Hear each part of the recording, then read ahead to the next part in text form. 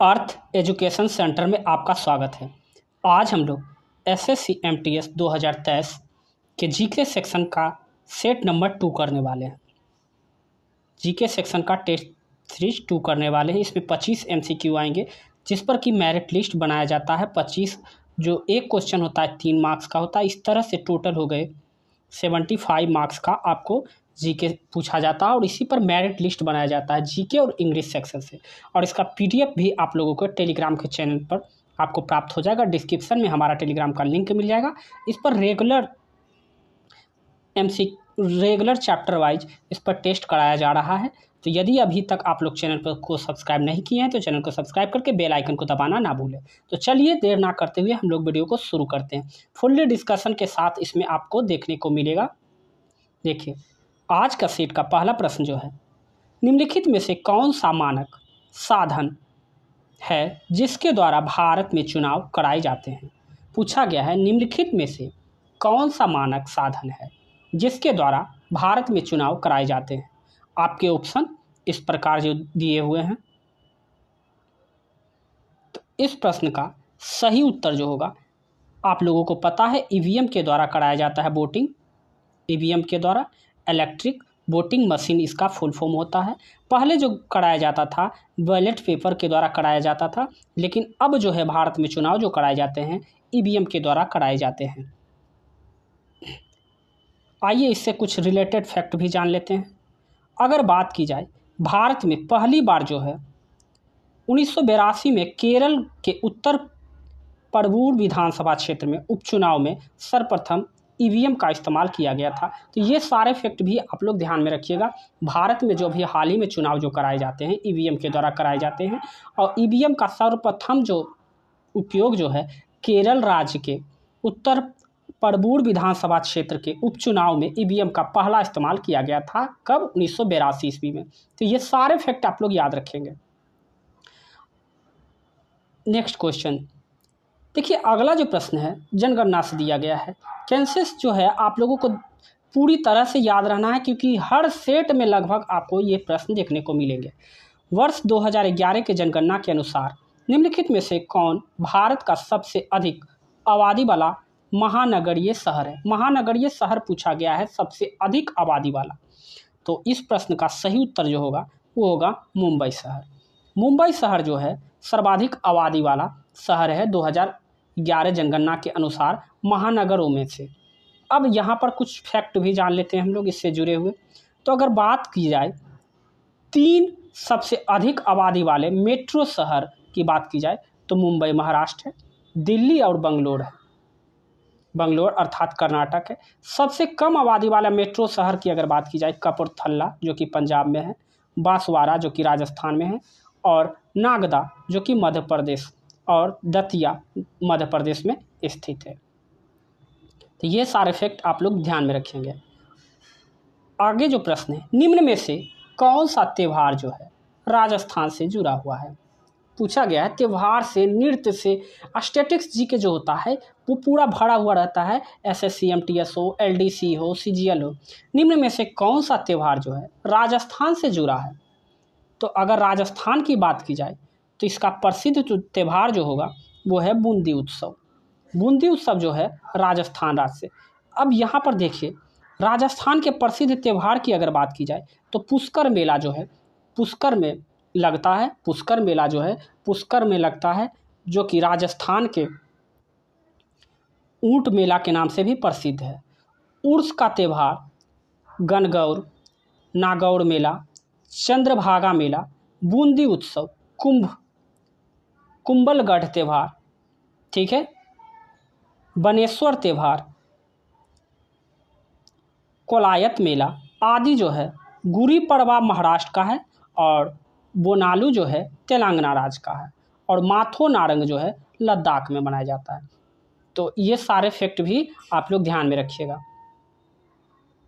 आगे का जो प्रश्न है, निम्नलिखित भारतीय संगीतकारों में से किसे ऑस्कर 2009 में स्लम डॉग मिलियनेयर में उनकी रचना के लिए सर्वश्रेष्ठ मूल गीत का पुरस्कार मिला था। तो ये बहुत ही इजी प्रश्न है। इस प्रश्न का सही उत्तर क्या होगा? AR रहमान को मिला था।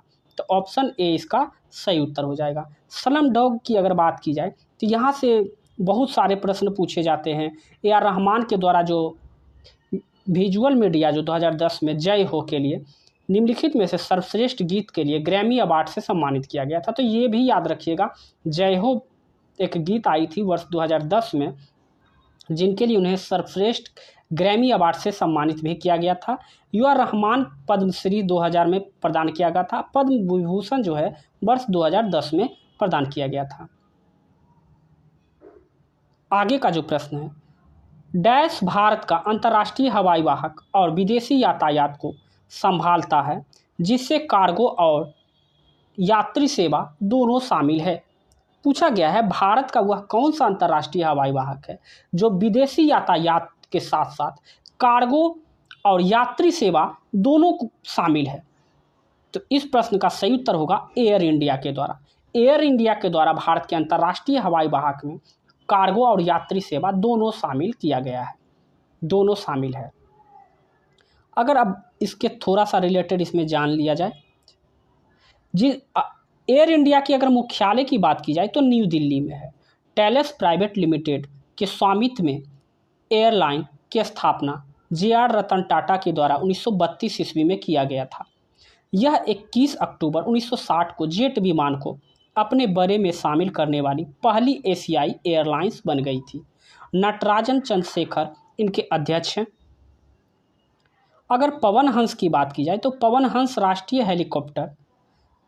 जो है राष्ट्रीय हेलीकॉप्टर है।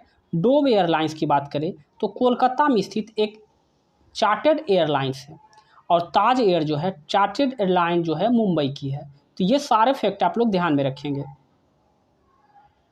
अगला जो प्रश्न है, भारत की नई कर व्यवस्था के अनुसार वित्तीय वर्ष 2022-23 के लिए आयकर छूट की सीमा क्या तय की गई है।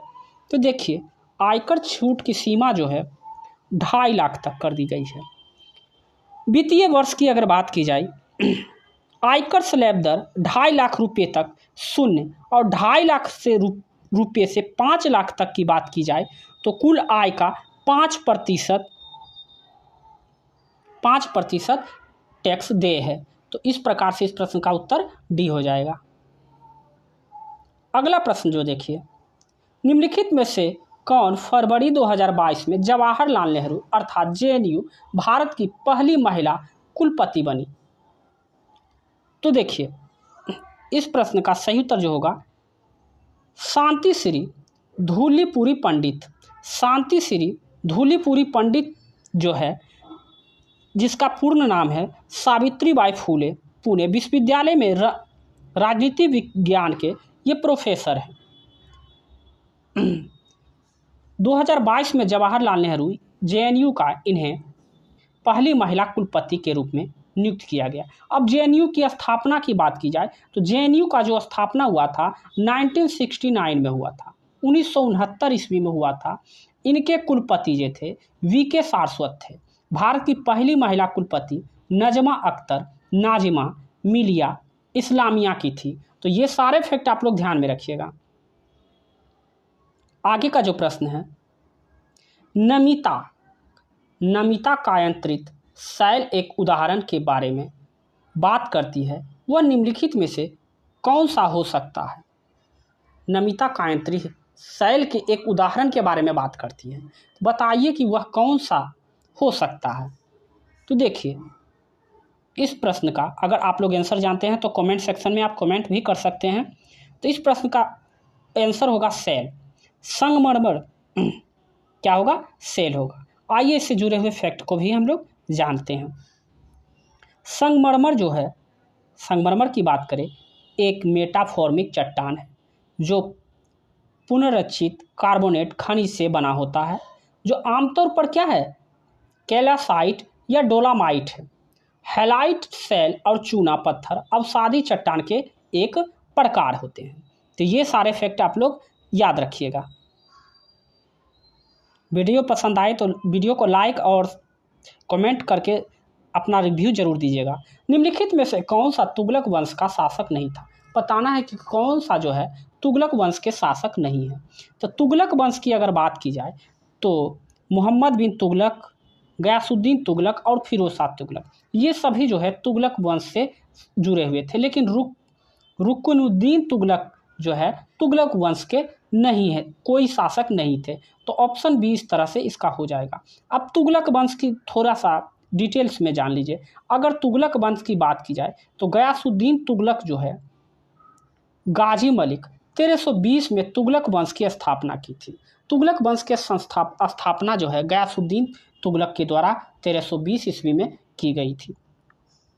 तुगलक वंश के अन्य शासक जो थे मोहम्मद बिन तुगलक, फिरोज शाह तुगलक, गयासुद्दीन तुगलक, शाह द्वितीय, अबू बकर और शाह नासिर उद-दीन मोहम्मद तुगलक, ये सारे जो है तुगलक वंश के शासक रहे थे। तो ये सारे फैक्ट आप लोग ध्यान में रखिएगा।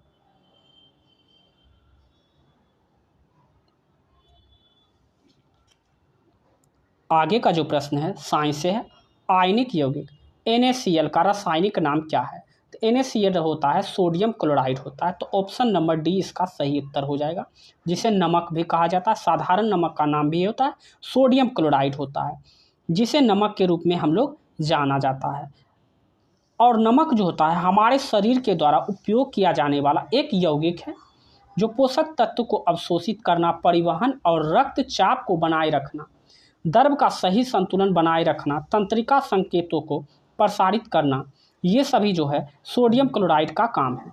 अब लिथियम क्लोराइड की बात की जाए तो लिथियम क्लोराइड सीजियम क्लोराइड का जो रासायनिक नाम होता है CaCl और कैल्शियम क्लोराइड CaCl, ये सारे फैक्ट आप लोग ध्यान में रखिएगा। आगे का जो प्रश्न है, डैश जीवित जीवों का क्षेत्र और पर्यावरण के साथ उनके पारस्परिक व्यवहार को इंगित करता है। तो ये देखिए, जीवमंडल जो है जीवित जीवों के क्षेत्र को पर्यावरण के साथ उसके पारस्परिक संबंध को दर्शाता है। तो यहाँ पर देखिए, अब बायोस्फीयर की बात की जाए, यहाँ पर बायोस्फीयर जिसे जैव मंडल भी, बायोस्फीयर को ही हम लोग क्या कहते हैं, जैव मंडल भी कहा जाता है। इसमें जो होता है सभी पारस्परिक तंत्र, विश्वव्यापी योग, इसमें 3 घटक होते हैं, स्थल मंडल, वायुमंडल और तीसरा होता है जल मंडल। स्थल मंडल जिसे पृथ्वी के ठोस बाहरी भाग को स्थल मंडल कहते हैं। वायुमंडल जो में ग्रह के चारों ओर गैसों की परतें होती हैं, और जल मंडल ग्रह पर पानी की कुल मात्रा को जल मंडल कहा जाता है। तो ये सारे फैक्ट आप लोग ध्यान में रखिएगा। देखिए आगे जो प्रश्न है, बौद्ध वास्तुकला के स्तूप को श्रद्धांजलि अर्पित करने के लिए भक्तों के लिए पैदल मार्ग क्या कहलाता था? पूछा गया है बौद्ध वास्तुकला में स्तूप को श्रद्धांजलि जहां अर्पित किया जाता था, भक्तों के लिए पैदल मार्ग क्या कहलाता था? तो यहाँ पर देखिए, इसके ऑप्शन देखते हैं। इसके ऑप्शन जो है मेधी, तोरण, अंड, छत्री। तो यहाँ पर जो होगा सही उत्तर जो होगा मेधी कहलाते थे। देखिए मेधी जो होता था, स्तूप की विशेषता, मेधी एक गोलाकार छत होता था। और तोरण की अगर बात करें, सजाए गए प्रवेश द्वार के साथ दीवार को तोरण कहा जाता था बौद्ध में। और अब बात करते हैं आंदा की। तो आंदा जो है गोलार्ध एक टीला होता था। छत्र जो होता है एक केंद्रीय स्तंभ, जो कि तीनों तरफ से ट्रिपल छतरी के रूप में समर्थन करता था। और हर्मिका जो है एक वर्ग रेलिंग हुआ करता था। तो ये सारे फैक्ट आप लोग ध्यान में रखिएगा। अगला जो प्रश्न है, निम्नलिखित में से वर्ष 1947 में कौन सा अधिनियम ट्रेड यूनियन के साथ व्यक्तिगत कामगारों के संबंध में भारतीय श्रम कानून को विनियमित करता है? पूछा गया है निम्नलिखित में से 1947 का कौन सा ऐसा अधिनियम है जो कि ट्रेड यूनियन के साथ व्यवस्थित कामगारों का संबंध भारतीय श्रम कानून को विनियमित करता है? तो यहाँ देखिए, इस प्रश्न का सही उत्तर होगा औद्योगिक विवाद अधिनियम। औद्योगिक विवाद अधिनियम जो है वर्ष 1947 ईस्वी में रौलेट में लाया गया था। अगर रौलेट एक्ट की बात की जाए, रौलेट एक्ट की बात की जाए तो 1919 में ब्रिटिश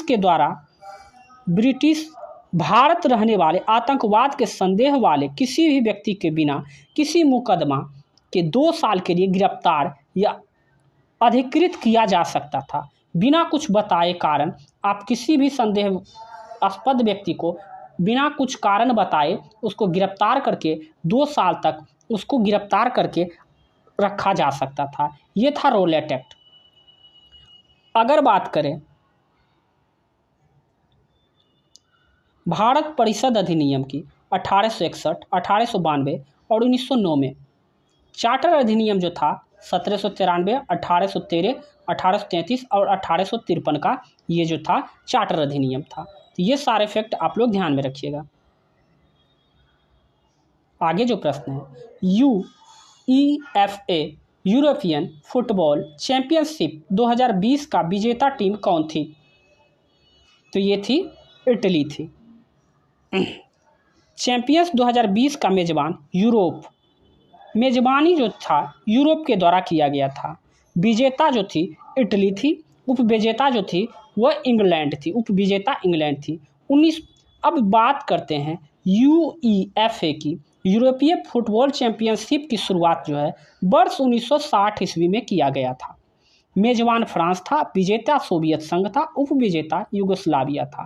और 2024 की अगर बात की जाए UEFA का 2024 की मेजबानी कौन करेगा? तो याद रखिएगा जर्मनी के द्वारा किया जाएगा। तो ये सारे फैक्ट आप लोग ध्यान में रखिएगा। जर्मनी के द्वारा जो है यूरोपियन फुटबॉल चैंपियनशिप की मेजबानी किया जाएगा। अगला प्रश्न जो है, सावी काशी ओरकोर में पीड़ित यह निम्नलिखित में से किसकी की कमी के कारण होता है? तो यहाँ देखिए प्रोटीन की कमी से जो होता है कोशिकोर होता है, बीमारी जो होता है इसकी कमी से होता है। विटामिन ए की कमी से नाइट ब्लाइंडनेस होता है जिसे रतौंधी कहा जाता है, ठीक है। आयरन की कमी से अरक्तता होता है, ठीक है। तो ये सारे फैक्ट आप लोग ध्यान में रखिएगा। देखिए क्वाशिकोर जो बीमारी है वो कुपोषण का एक गंभीर रूप है जो कि प्रोटीन के कमी के कारण होने वाला रोग है। क्वाशिकोर जो होता है मेरेस्मस, अल्जाइमर रोग जो होता है इत्यादि रोग जो होता है प्रोटीन के कमी से होने वाले प्रमुख रोग हैं। निम्नलिखित में मौर्य शासकों में से किसने 261 ईसा पूर्व में कलिंग युद्ध लड़ा था? कौन सा ऐसा मौर्य शासक था जिसने 261 ईसा पूर्व में कलिंग युद्ध लड़ा था? बहुत ही इजी प्रश्न है ये है सम्राट अशोक के द्वारा। कलिंग युद्ध अशोक के अधीन मौर्य साम्राज्य ने राजा अनंत पद्मनाभ के अधीन कलिंग राज को हराया था। इस युद्ध के बाद अशोक ने आक्रमण की नीति को छोड़ दिया और लोगों को जानवरों के कल्याण के लिए नीति अपनाई। उनके अन्य नाम जो थे देवनापिया देवताओं के प्रिय, देवनामपिया जो थे देवताओं के प्रिय और पियादसी थे। पियादसी जो था सम्राट अशोक का नाम था पियादसी। तो ये सारे फैक्ट आप लोग ध्यान में रखिएगा। तो ऑप्शन ए इसका सही उत्तर होगा।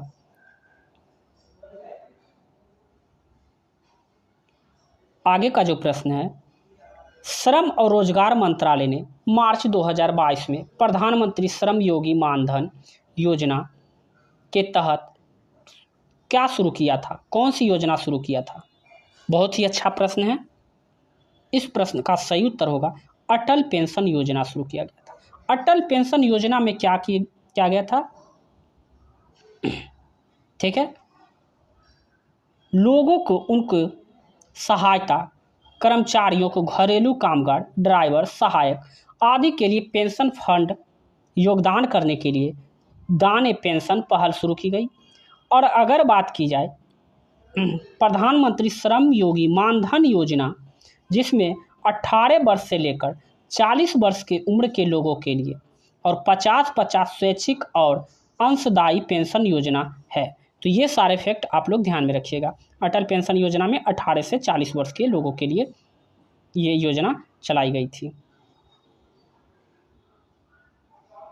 आगे का जो प्रश्न है, निम्नलिखित में से किसे आदिवासी नृत्य शैली गुसारी कि जीवित रखने के लिए 2021 में पद्मश्री से सम्मानित किया गया था? इस प्रश्न का सही उत्तर होगा कनक राजू। आइए इनके बारे में थोड़ा सा जान। कनक राजू जो थे,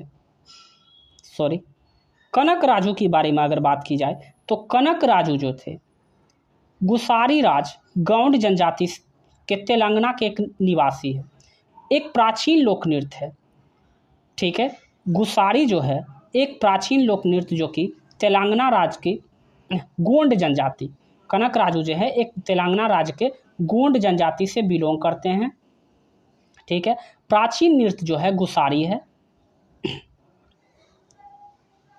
इनके लिए इनको 2021 में पद्मश्री से सम्मानित किया गया था, क्योंकि गुसारी नृत्य को ये जीवित रखने का कार्य कर रहे थे। इनके योगदान के लिए कनक राजू को पद्मश्री से सम्मानित किया गया। अगला प्रश्न है, भारत की सीमा म्यांमार से लगती है। तो पूछा है कि भारत की सीमा जो है म्यांमार से किस दिशा में लगती है? तो पूर्व की दिशा में लगती है। कौन सी दिशा में लगती है? पूर्व की दिशा में लगती है। आइए कुछ इससे देखिए, अगर भारत देशों की सीमा की बात कीजिए तो उत्तर पश्चिम में अफगानिस्तान के साथ और पाकिस्तान के साथ लगती है। उत्तर में चीन और भूटान और नेपाल के साथ लगती है। सुदूर पूर्व की अगर बात की जाए तो म्यांमार और पूर्व में बांग्लादेश के साथ और बांग्लादेश और श्रीलंका से लगती है। और मालदीव दक्षिण पश्चिम से जल सीमा वाले 2 देश हैं। तो ये याद रखिएगा आप लोग, ये सारे फैक्ट आप लोग ध्यान में रखिएगा। अगला जो